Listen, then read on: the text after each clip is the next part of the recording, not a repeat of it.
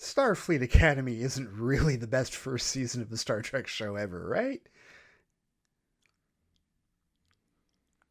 You know what? It just might be.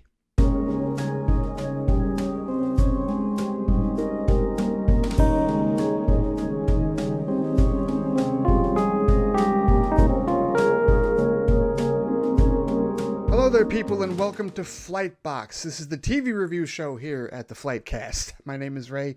Thank you so much for joining me. Today I am here to talk about the latest and greatest entry of my favorite franchise in the entire world. There is no franchise on this earth that I enjoy and adore more than Star Trek itself. I have been a fan for a very, very long time. And of course, I have a lot of thoughts with respect to the most recent show, Star Trek Starfleet Academy, which just aired its season finale, its season 1 finale a couple of days ago on Thursday on Paramount Plus. A lot to get into with respect to my thoughts on that and the future of the franchise itself and the fan base. Yeah, you know I have a lot to say about the fan base. I'm not going to keep all of it to a Sun Just Don't Rant, even though I could totally do I could do a series of Sun Just Don't Rants about the absolute bullshittery of the Star Trek fan base. But before diving into all of that, I want to remind everybody that you can find this show obviously here on YouTube at the FliteCast YouTube channel, also at theflitecast.com, wherever you get your podcasts. I know that for some of you that use the podcatchers, the RSS feed is a little wonky. It's changed, obviously, since everything has been updated. If you're using a different podcatcher for my show, like Overcast or something like that, and you need the new RSS feed and you can't access it, just let me know. Things are in flux right now with the website and with the hosting and whatnot. Everything should be straight with respect to Apple and with respect to Pandora and also Spotify as well. But in the event that it isn't, it's a work in progress. Let me know. I will definitely work to get you that RSS feed because it has updated. It is different, but it is working. A few of you have already contacted me with respect to a new one, and we've got it working. Everything's in flux right now here at the FliteCast. But you can find this show here, obviously, on YouTube and at theflitecast.com or wherever you get your podcast using that new RSS feed. And of course, thank you to all the very loyal listeners and subscribers at patreon.com/theflitecast. Hope that you've been enjoying all the bonus content there. The last couple of Flight Speed episodes had been video. There's going to be more video content coming. My Flight Speed episode this upcoming Monday will likely be Oscars Aftermath, because even though I'm not going to watch the awards live, I'm going to know what's happened, obviously, on my way to work. And I will definitely have plenty of thoughts with respect to it. And hopefully I'll have some movie perspective to talk about. I wanted to watch the Oscar movies before getting into that, to see what exactly stacked up well against Sinners or not, subjectively speaking, in my opinion. Hopefully I'll have some opinions of that, but stay tuned for that at patreon.com/theflitecast for Flight Speed on Monday, and then some more stuff going down the road, including Sun Just Don't. I've never done a video Sun Just Don't Rant, and I might be compelled to, depending on A, what happens with the Oscars, and B, what happens with this wretched Star Trek fan base that I'm going to deal with. But hey, thank you so much for those of you who are loyal supporters of patreon.com/theflitecast. Hope that you're enjoying all of that bonus content. All right, let's get into it, guys. Now, look, for those of you who have been listening to the show for the longest time and know how much of a Star Trek fan I am, everything that I'm about to say as far as this particular obligatory disclaimer is old hat. But for the new people that are just now discovering this channel, the FliteCast, and my thoughts with respect to Star Trek, let me give you the official qualifier for my Star Trek fandom, if you will. I don't owe you a qualifier, but I'm going to give you one just so that you understand where my perspective on Starfleet Academy and Star Trek as a franchise comes from. I've been watching this franchise religiously since I was 9 years old, and I'm dating myself because that was 35 years ago. 1991. That's right. Fall of 1991. The beginning of Star Trek TNG Season 5, and also Star Trek 6, The Undiscovered Country, releasing in theaters. That's when my fandom for Star Trek started. That's when my obsession for Star Trek started. If you see right here, this is a wide variety of Star Trek content in glorious Blu-ray. And it's not even all of it, because I got the motion picture and Star Trek 3 Search for Spock 4K steelbooks over here on the steelbook shelf off camera. But you see, I have the Picard Legacy. I have all of Jean-Luc Picard's Star Trek Legacy here in specialized format. And you'll also notice right next to it is all 5 seasons of Star Trek Discovery, plus all 3 seasons of Star Trek The Original Series in glorious steelbook. Next to that is the animated series. Next to that is all 5 seasons of Lower Decks, and then Strange New Worlds, right? You'll notice that it's a wide variety of Star Trek content available on Blu-ray that I have. You will notice over here that I have the cutaway posters for Star Trek Deep Space Nine, Terok Nor, Deep Space Nine, the station, if you will, and also the cutaway poster for the original NCC 1701 original series Enterprise. Those were drawn by Matt and Christopher Cushman, graphic artists, technical designers that are from the state of Michigan. I was given those as gifts for Christmas or whatnot when I was a kid. I've met Christopher Cushman, the man who designed and drew that particular poster, and his brother. I also, somewhere around here, have the blueprint, the rough sketches of the Voyager cutaway poster that Christopher also drew before it was even published and before you could even buy it. In fact, when it was given to me as a kid, I was told that I had to keep it a secret and that I couldn't show it to anybody else, which I did. I should frame it somewhere around here. I probably will, more than likely. But that, and then for those of you who watched the other episode of FliteCast the other day, my brand new one, my first video one, I talked about this, right? This is my Lego Enterprise D that I just got, on Black Friday. And, when I do the studio tour, which, yes, Summer, I did think about doing a studio tour. I thought about it before you posted the episode. It's going to happen. It's probably going to be on Patreon. But I'll show you all the intricacies in terms of what's going on there. And I mentioned to everybody that I am going to put together this 1,000-piece Star Trek TNG puzzle, which is actually a rebuy of a puzzle that I was also gifted for Christmas when I was a kid that got destroyed. And it's going to go right up there, okay? So if you think that this is Star Trek overkill, well, you're gravely mistaken. It's not overkill. It's exactly what I want. Because that's how big of a Star Trek fan I am. There's very little about this franchise that I don't know. Don't test me with respect to knowledge, unless it's Enterprise or Prodigy. The only two Star Trek series that I have not watched in their entirety. Every other Star Trek series I have watched in their entirety. I got 2 different Star Trek trivia games that no one, I repeat, no one has ever tried to play me in them. And it's not because they don't know about Star Trek, it's because they know I know too much. There's very little I don't know about this franchise. Very, very little. Do not test me with respect to my Star Trek knowledge, okay? 35 years and counting. There's no franchise on this earth that I love more. If they came to me today and said, Ray, for the rest of your life, you can only watch one franchise ever again, gun to your head, I will pick Star Trek without hesitation. I will push aside Star Wars. I will push aside DC. I will push aside any other franchise on earth. I live, eat, breathe, and bleed Star Trek in my veins night and day. Okay? Are we clear on that? Just so that we know exactly where I stand on this franchise. All right. Good. Now, all that being said, I think it's entirely possible. And I've thought about this for the last couple of days or whatnot, because the sentiment has been talked about amongst the positives, amongst the positive fans in the Star Trek fandom. Is Starfleet Academy Season 1 the best first season of a Star Trek show that has ever been made? And you know what? In many ways, I consider that an apples to oranges question to ask, because it's unfair, right? Fundamentally speaking, it's unfair to compare the Paramount Plus shows and the streaming era shows to anything from the broadcast days of UPN or Desilu or anything way back in the day on NBC or Fox 50 here in Detroit or wherever else, right? Because they're different formats. Television was different, and the formats of the seasons were different. All the people clamoring for 24-episode seasons again, which of course is never going to happen because they're not financially feasible, and the studios gave up on those a long time ago. There is no financial stability. There's no financial benefit for them to do 24-episode seasons ever again. And it really doesn't have nearly as much to do with the budgets of the visual effects as it does with just how the specter and the scope of television has changed, economically speaking, over the last couple of decades or whatnot. So you've got different times, different, society was different, even though it doesn't seem like a whole lot has changed, right, as far as the socioeconomic nonsense, right? But technology is different, times are different, generations are different, right? So in many ways, trying to compare a Paramount Plus show today to one of the older shows back then is unfair. But from a subjective standpoint, if I'm thinking about every first season of a Star Trek series, and I've seen damn near all of them, again, with the exception of Enterprise and Prodigy, and I've seen maybe about half of the first season of Enterprise, but thinking about all of them, I got to entertain the possibility, the very real possibility, subjectively speaking, that season 1 of Starfleet Academy is in fact the best first season of a Star Trek show. And here's why I say that.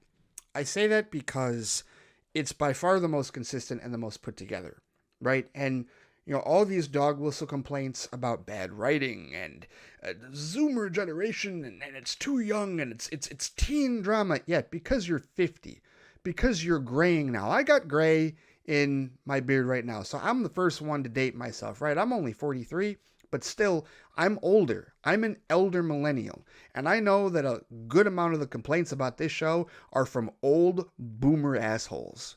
And you know what? Hey, go ahead. You can be in Gran Torino mode for as long as you like. The fact of the matter is, this show wasn't made for you whatsoever. And if you're going to keep whining and complaining about it, then just go to Pluto TV or break out your old DVDs or Blu-rays or whatnot and just watch those till Kingdom Come and stop complaining about New Trek. New Trek is a slur to me. It's an absolute slur. I do not, my respect level for anybody that uses that phrase automatically goes into the crapper because no, you may as well be calling it something else even more offensive in that regard. And I have no quarter for that. But the problem is that sci-fi, like a science fiction franchise like Star Trek, can only exist for 60 years if it changes with the times, if it adapts. This is the same nonsense that people were saying about TNG when it first came out in 1987. Like, they didn't want that crew either. They hated that era, right? And plenty of things were said about DS9, about Voyager. Plenty of people didn't like those shows. Plenty of people didn't like Enterprise. Plenty of people we know don't like Discovery and have complaints about Lower Decks, Stranger Worlds, whatever. It's all whiny bullshit. But if I'm being an open-minded, long-time Trek fan, I have to say that from start to finish, consistency, like, this show was the most consistent. If you knew what Starfleet Academy was going in, if you were open-minded enough to know what it was going in, then you understood from the beginning that it was a school show, that it is a school show, that you were following untested, untrained cadets that are getting their feet wet as far as their commission to Starfleet Academy. This is something that we never saw Wesley Crusher do because his tutelage started aboard the Enterprise as a wunderkind, right? We were never going to see him completely green because he had all of their exploits in the first 2 or 3 seasons of the show to build off of what his experience was going to be at the Academy. And even then, that was a well-established Academy that was a fine-oiled machine that had been around for generations. We weren't able to see it really start from scratch either. That's why it was important for this show to be set in the 32nd century that so many of these boomerist fans don't like, because you needed to see a fresh perspective on Starfleet Academy. You need to see it start from the ground up. Yes, there are old school principles and there's a lot of tradition that they are building upon, but starting from scratch with respect to what they're doing was vital, not only with the crew, not only with the cadets, but also with the organization itself. Because truthfully, what we're seeing from season 3 of Discovery through into the 32nd century part of Star Trek is we're seeing the rebuilding of the Federation, a reclassification of its morals and its values and its principles across the galaxy. And that's important because it allows us to approach the Federation and to approach Starfleet without having to go all the way back to the beginning, right? We don't have to go all the way back to Enterprise and that era. We did that once. We don't have to do that because there's a lot of stuff in that timeline that is set in stone now, and even shows like Strange New Worlds have played around with the timeline, like with the stuff with Khan and different things that have happened with the eugenics wars and whatnot that now are changed in the timeline paradigm, right? We don't have to do that now if we wish to reevaluate and reintroduce the concepts of the United Federation of Planets and Starfleet Academy and Starfleet Command to the audience, right? For an audience anew. We can start fresh from a beginning standpoint. And these types of shows, even though fans are there at the heart of it, we are not like the lifeblood in terms of we're the reason why these shows succeed. No, we are the built-in marketing. We are the grassroots to get the word out in that regard, to get the energy out. And there's plenty in there for us, again, if we're open-minded. But a lot of fans are not open-minded. A lot of fans are closed-minded. A lot of fans want to act like, if it's not what I grew up with, then it's awful. If it's not exactly the same type of writing that I got from the original series or from TNG, which, is what I really grew up on, right? If I'm Gen Xer, or if I'm an elder millennial or something like that, then I don't want it. I don't want any of this new Zoomer's digital nonsense. Well, okay, fine, then shut up. Shut up and go off into the corner. Because the thing with Starfleet Academy is, from day one, the show knew what it was. and continue the consistent tone in a serialized but also episodic manner in season 1. These are episodic shows in this regard, right? So for all the people complaining about, well, let's get back to the episodic platform, well, this show managed to dip its toe into both ends, right? Because obviously it's the first full year of Starfleet cadets. No question about that. So that's the serialized portion of the story. The episodic portion are the individual storylines that we get in each of these episodes, right? The spring break episode in the middle, like after the Miyazaki episode, right? The episode where Jaden has to go and deal with his own like upbringing and all the trials and struggles, and we learn about what's happened with the Klingons there. Certainly the whole thing with Caleb Mir and everything with him and his mother, and that whole backdrop, and 16 years of searching for her and whatnot, right? That started in a very tense and a very explosive manner with Nala Ake, right? There's so much here with respect to this show, and I really do not have a whole lot of quarter for just blind faith criticism. I don't have faith. I don't like criticism. I don't have much faith in criticism anyway, because criticism is not what television and movies are supposed to be about. It's supposed to be critique, and a lot of people, a lot of fans, I'll put in air quotes, like to hide their criticism under the guise of critique. Oh, we have legit criticisms. Really? Do you? Or is it dog whistles because you're just mad that they didn't do what I wanted them to do? That's what most fan complaints are with shows and movies. They didn't do what I wanted them to do. Well, what did you want them to do? Did you want them to give you a redux of TNG or a redux of the original series? If they'd done that, then you would have complained that there's no new ideas. Why couldn't they think of gone into a different direction? Why would they just rehash the old? Fans are so fickle, which is why they shouldn't be listened to largely like that by these studios. So they go in a different direction with Starfleet Academy, and they give us all new cast members to glom onto, to become emotionally connected to. And again, they're kids, right? I mean, yeah, they're in their late teens, early 20s, but the idea is that they're youthful, right? And they all come from different walks of life. If you've watched a school show, then you know how Starfleet Academy operates. A school show always has different dynamics in terms of who's there. You've got the overachiever who, wants to get straight A's and wants to go to the top of the class. That's Genesis. Bella's character, Genesis Life. That's what she does. You've got the outsider, the immigrant, if you will, that comes from a completely different world and is just trying to see how they fit in this one, even though the world they came from isn't as responsive to the world that they want to be a part of. That's Craig. That's Jaden's character, right? That's what he does. Then you've got the one who can't live up to the family expectations, the one that's just got the weight of the world from mom and dad and everybody in their past life to deal with, and it makes them an asshole. It makes them the jock that just wants to be a bully and a jerk the majority of the time. And then, of course, as he gets ingratiated into the group, because it's usually a guy, but sometimes it's a girl, but usually it's a guy. But as they get ingratiated into the group, their edges tend to soften and they become a valuable member, despite them still having a bit of a hard edge and assholery here and there. That's Durham. That's Durham's character completely, right? All these different archetypes. And then you have the eager one, the really emotionally eager one who's brand new and is just, everything is awesome, and oh my goodness, I can't wait to experience this for the first time and that for the first time. And isn't it great that we're all here at Starfleet Academy? That's Sam.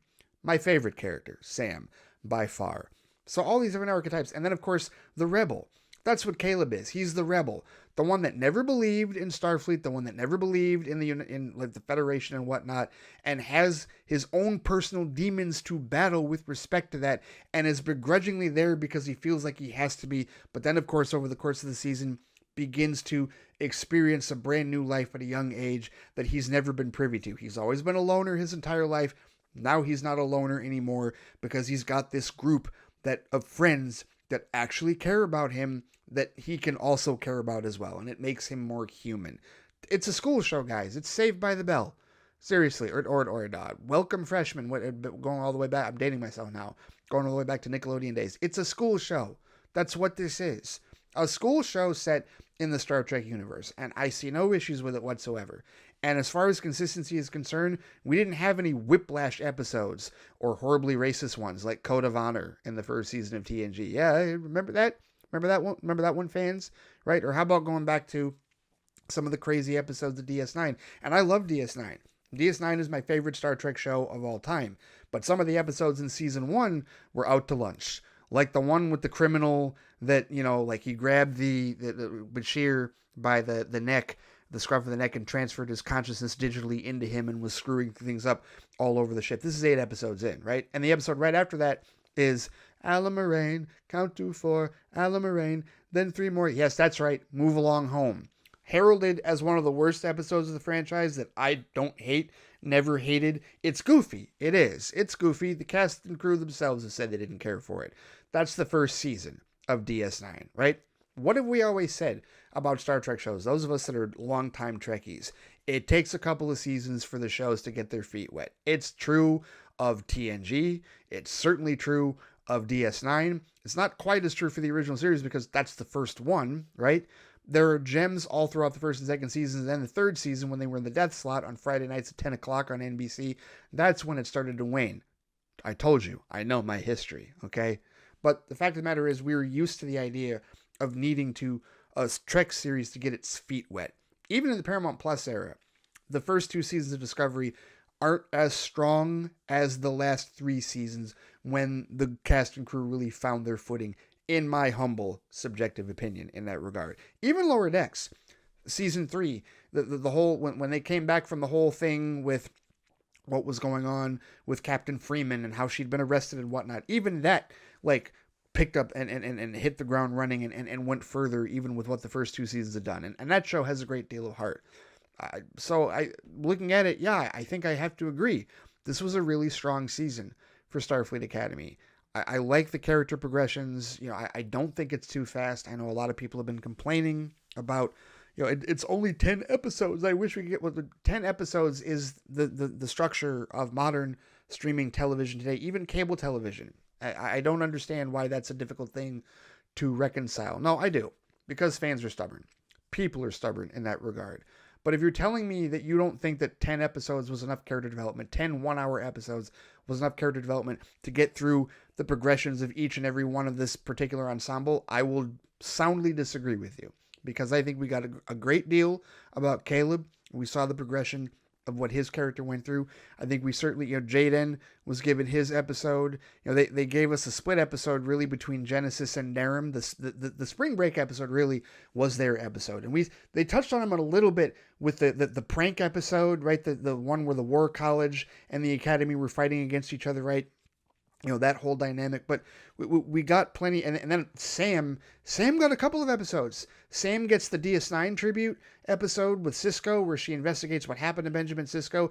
And then, the later episode after the Miyazaki, where, and it's not a whole episode, but it's the part of the episode with the trauma counseling episode, where she's got to go back to Cask to get her matrix fixed and repaired, if you will, because she's glitching out. And they come to find out, it's because she was never programmed to childhood. Oh, what's going to happen with her childhood? I mean, there's a lot to get to. I'm going to try and keep this, within my new time frame here. But here, I'll tell you what. I love the show. I absolutely love the show.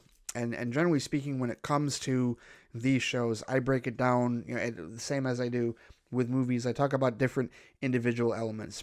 And I usually start off after giving my high-level thoughts, as I've done here for the last number of minutes. I go to the cast. I talk about the cast of this show. And to me, aces. I really don't have any complaints about the cast for this show. Sandro Rosta, very good as Caleb Mir, in terms of showing us a conflicted individual where when you see where he comes from, you get why, he feels the way that he does, why he's the rebel. Like, I think that we got a legitimate reason for why he's the rebel that he is and why he doesn't trust Starfleet in that regard, right? So that made sense to me. And then I really do feel like each of the other major cadets did fulfill their roles. Karim Diani, who plays Jaden, that we have been initiated, those of us longtime Trekkies, we've been initiated in Klingon culture enough to know exactly why. We have blanks filled in already, like experience-wise, for why his family felt the way that he did, about him being a scientist, about him going to Starfleet. Now it's even further compounded because this is 32nd century and the Klingons are even more separated. And we got a little glimpse into where the Klingons and the Federation are at this point in time, like overall in the grand scheme of things. But it all made sense, and it, to me, absolutely fit within the lore of his character, gave us great background for that, but also fit into the lore of what we are used to seeing with the Klingons over the years.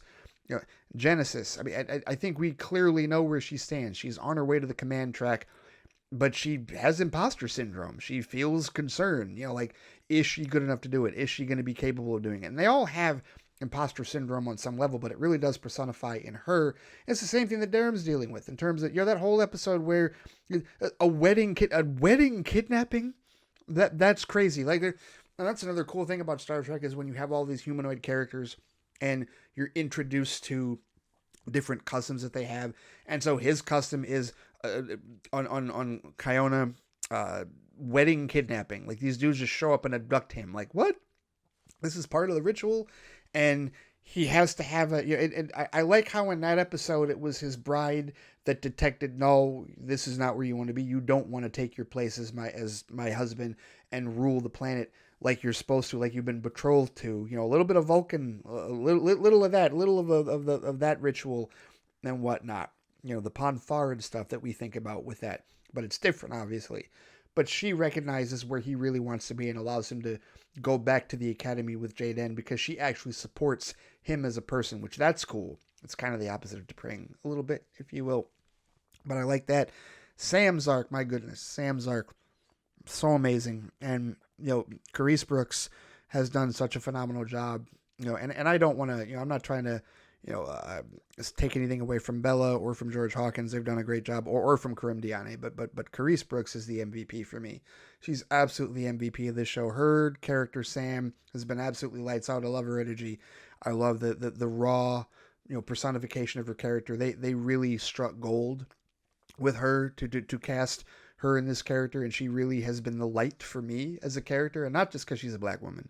And there's that representation about it. But, the whole Cisco episode, just the way that she's played this character, and some of her more emotional moments, especially in that episode with her and the doctor, Robert Picardo. Like, her and Robert Picardo just had such great presence in that episode where he becomes her father. And it's so good.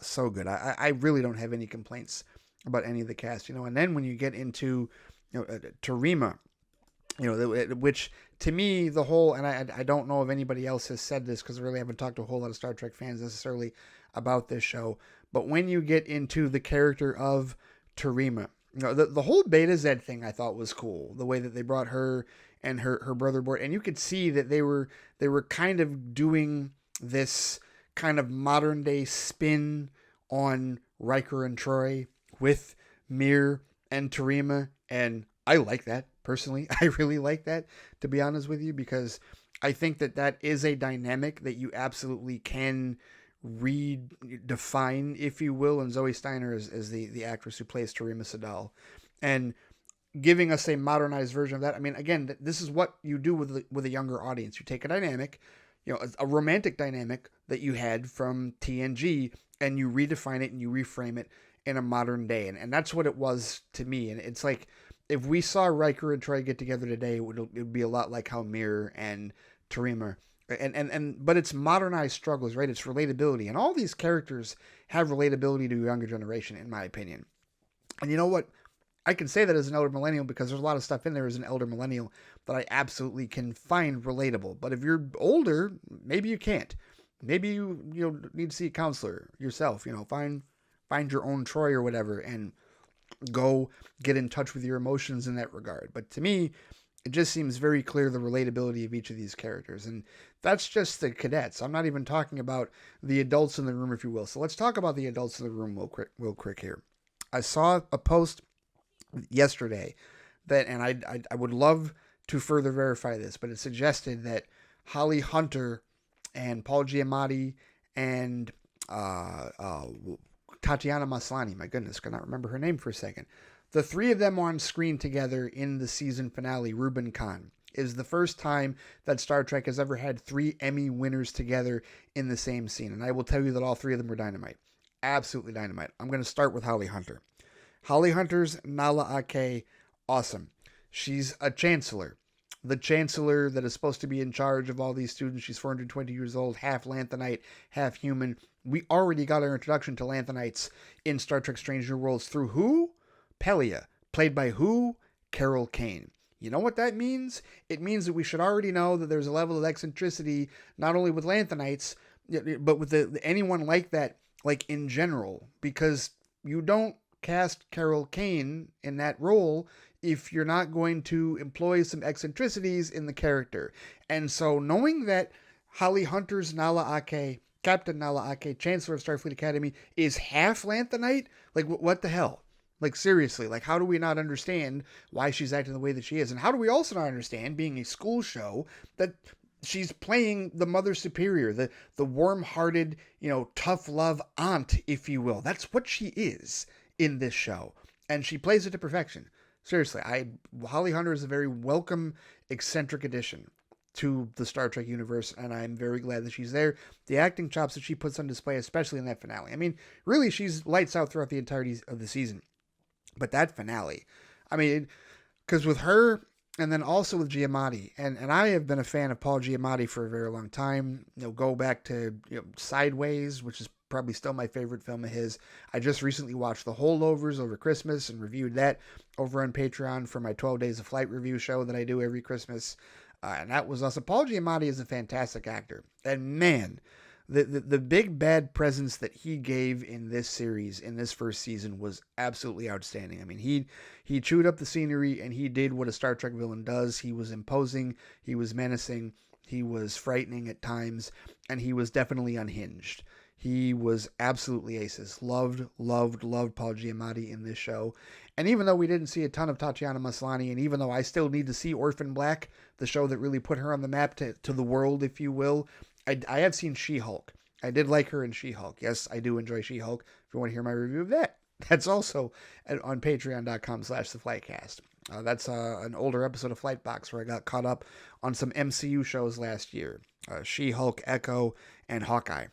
But honestly, the acting was top-notch. And that's what you do when you're an incredible casting director, is you get top-notch actors to fill out these roles and really build out such an incredible cast. And Star Trek is no stranger to that. I've told people for years that it is easier for me to tell you who isn't in Star Trek than to tell you who is in Star Trek.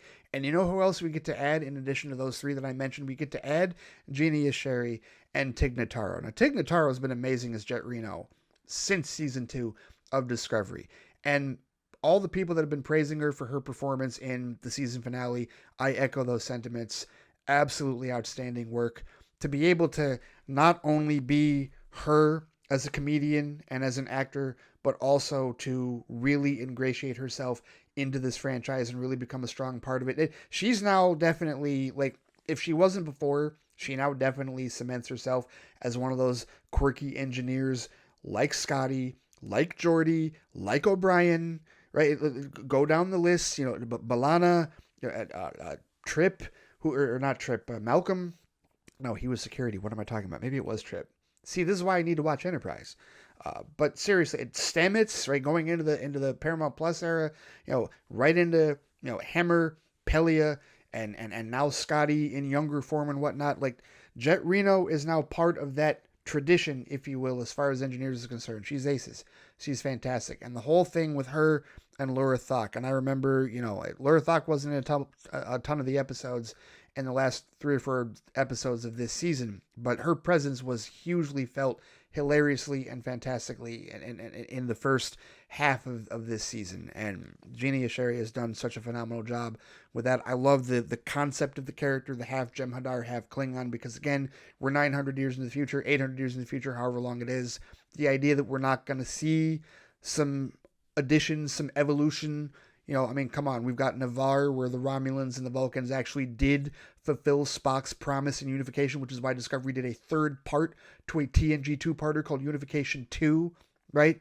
We had a Cardassian, Bajoran president, because obviously they have coalesced since the occupation and whatnot. And this is where I get to talk about, as I move away from the cast here, who were all aces. I really don't have any complaints about the cast whatsoever. But this is where I get to move into how this show really is very reverential and very respectful of the history of Star Trek. Not just in terms of Easter eggs, but in terms of the history. The whole debate episode, what they bring up? They brought up Nora Sati and Aaron Sati's quote, right?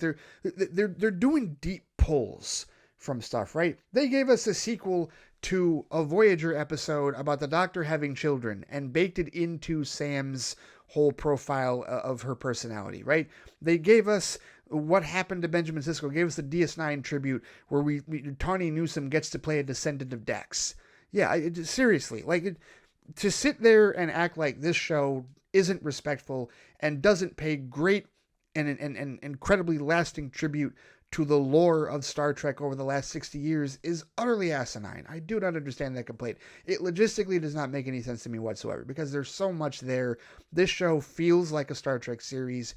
It is a Star Trek series and it respects the lore so much with character portrayals, with the history. We get Tilly in there, get a welcome return for her character, Mary Wiseman returning, in the big huge episode where they're dealing with the fallout of what happened on the Miyazaki. There's so much there. So much in this show is inherently Star Trek. And I feel like if you were an open-minded Trekkie, you understand that. If you're a closed-minded Trekkie that only wants to live in the world of yesteryear and you only want your 24-episode seasons with Picard, Data, and everybody else, they go to Pluto TV. Seriously, go to Pluto TV and just veg out on that. There's 4 different Star Trek channels for you to watch. And I watch those too, right? It's not like I don't. Seriously. It's not like I am completely against the idea of old school Star Trek. No, I love this franchise with every fiber of my being, and you will never get me to back off of that position. So, as I've said with gatekeepers in the past, I will enjoy being happier than those people. I will enjoy being a happy Star Trek fan. Well, we have all these entitled fans that tell us, well, you'll just accept whatever slap they give you. No, I am choosing as a customer to accept, to enjoy what I am watching and not be a dick about it, not be an asshole, because so many fans would prefer to just sit on their high horse and act like, we expect this from Parrot. We expect better. I demand, I deserve. You don't deserve shit. Okay, you shouldn't be expecting shit. No one is forcing you to watch any of this, right? You have the choice as the consumer. So, tell you what, find your, intestinal fortitude, find your backbone, and just admit that it's not what you want. Admit that it's not what you like. Stop trying to rationalize it with all these bad writing complaints and whatnot, because no, I don't agree with the bad writing. I think this show is written like a school show in 2026, and it was written appropriately. And again, there's so much in there organically with respect to Trek lore that I don't understand why you think it's bad writing, because it connects very well to prior Trek lore, to prior Trek lore, I should say.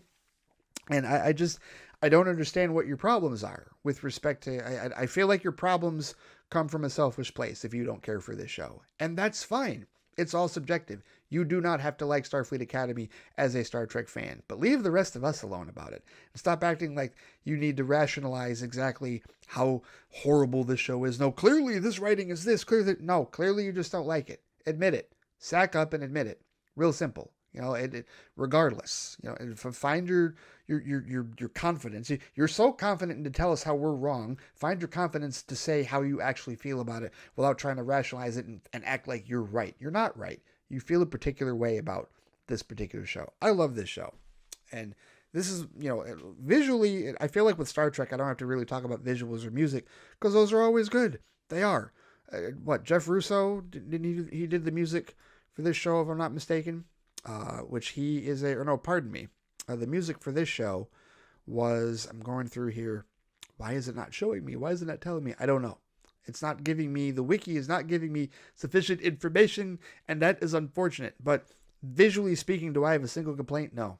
The show's gorgeous. They use the volume.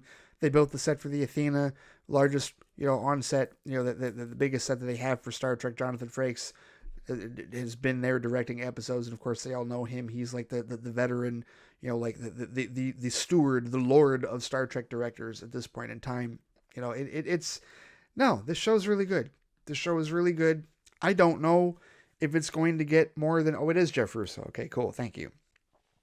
Don't know why it wasn't showing that at first, but this show, the natural out point of this show is 4 seasons, and that's what I think Gaia Violo has said, the showrunner, that it's supposed to be like the 4 years that they're through the academy, right? Because the idea is that it ends when this class graduates, when this class actually goes on to and is assigned to ships and, become ensigns, right? And then they go into lower decks mode. So, and that's another thing, another great part of the world building of Star Trek here in this Paramount Plus era, is we're seeing aspects that we didn't see before. It's not just from the senior staff perspective. of a different ship or two. That we've seen the lower decks perspective in animated form. Now we're seeing the cadet perspective, getting to where, the status that Boimler and Mariner were at when they were lower decks aboard the Cerritos. Because we've seen the senior staff perspective a ton, right? Whether it's original series, whether it's TNG, or whether it's Strange New Worlds or Discovery or whatnot. So I love seeing a different aspect of Star Trek in that regard. And yeah, visually speaking, it's fantastic.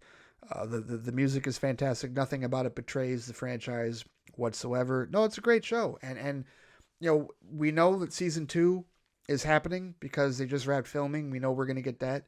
Whether we get anything past that, I mean, I'm just looking for 4. If they can get 4 seasons, I think that's the natural out for this show. I do. 4 seasons of an Academy series makes sense. 4 years, right? Freshman, sophomore, junior, senior year. Makes sense. Makes perfect sense in that regard, right? So that's where my hope for this is. Not my expectation, but my hope. Because things happen. I know people are all speculating. The haters are hoping, whether they admit it or not, they're hoping that David Ellison and Paramount and whatnot, just tosses this show aside and fires Alex Kurtzman. Because Star Trek fans are just as awful in many ways as Star Wars fans who wanted Kathleen Kennedy out and, we're hoping that Dave Filoni and Jon Favreau would make Star Wars great again, right? Fans like this exist in every franchise. But to me, I think that, with Paramount's new ventures, they're going to need to, lean on their IP, their big IP, and DC Comics is only part of that. Star Trek is their other big IP, truthfully, right? I'd say Star Trek's their second biggest IP. And again, no disrespect to Transformers fans or Ninja Turtles fans, but Star Trek is by far, I think, Paramount's biggest IP with respect to that. And whether we get more seasons of Starfleet Academy or another Star Trek show, whatever it is, I think that there's just a lot of speculation right now. And you can look at streaming numbers and say, well, it didn't crack the top 10 and this and whatever and that. It's all over the place. And it's still Wild Wild West. And at the end of the day, it's just going to come down to whether or not the new owners of Paramount think that, the best way to go forward is either to continue the show that is currently going, that just started, or to start something completely different. Because they're not going to abandon Star Trek. They're not. It's not like this is going to be the 60th and final year of Star Trek. And I know we're going to get season 4 of Strange New Worlds, later this year, season 5, the final season next year, or whatnot. I know that show is still going to finish. But they're going to greenlight other things. There's going to be more Star Trek because from a franchise perspective, from an IP perspective, they're going to want more. And hopefully that will mean at least 2 more seasons of Starfleet Academy along with the second season that just entered post-production that's going to go into, that'll probably be released sometime next year. But yeah, aces, man, seriously. And this is a long-time Star Trek fan saying this, right? Been watching this franchise since I was 9 years old, and I love it. I love it to death. I love so much of it. I have preferences. Like with anything, I have preferences, right? I will tell you that among the 13 Star Trek movies that exist, yes, Star Trek V, The Final Frontier is at the bottom of the list. That doesn't mean I haven't found any good in it. I have. Most certainly have found good and things to enjoy in that film. By the way, in case you care, my number 1 Star Trek film, Star Trek VI, The Undiscovered Country. Oh yeah, ahead of Wrath of Khan, which might be second place. But then on top of that, well, how do you feel about the Kelvin timeline? Beyond is my number 3. Yes, Star Trek Beyond is like my 3rd favorite Star Trek movie. Over First Contact? Yes, over First Contact. First Contact might be 4th on my list. First Contact's really good. But all of it is really good because I am a Star Trek fan that loves being happy and loves enjoying his franchise. And I will continue to enjoy this franchise for as long as they put stuff out. So hopefully that means I'm going to get more Starfleet Academy to enjoy because season 1 was aces. And consistently through 10 episodes is probably the strongest first season of Star Trek television we've had so far. And this is coming from somebody that has enjoyed every show, save for the 2 that he hasn't watched fully, which I will, and probably will review those on Patreon at some point, Enterprise and Prodigy. So those are my thoughts with respect to Star Trek Starfleet Academy. And I think that'll wrap up this slightly longer episode, longer than intended episode, if you will, of Flightbox. It's Star Trek, so not surprised that I had more to say with respect to this. And I can continue the conversation, no doubt about it. Thank you so much for watching the show. Thank you so much for listening to this show. If you like what you heard and saw here, you can click like and subscribe here, and you'll get more of this content, because this will hardly be the last time I ever talk about Star Trek. And if you want to continue this conversation with respect to Star Trek, we can totally do that on the feedback show, Flight Chat, which is undergoing its own format change as well. But you can comment on the posting for this particular, in the comment section here for this episode on YouTube. Otherwise, you know where to find me on socials at Threads, and on Instagram at the FliteCast, on Blue Sky at FliteCast. There's also the FliteCast Facebook page, and of course I can be reached by email at ray@theflightcast.com. All right. Well, take care. Stay safe out there. I will see you all next time, and until then, live long and prosper. All right. Take it easy.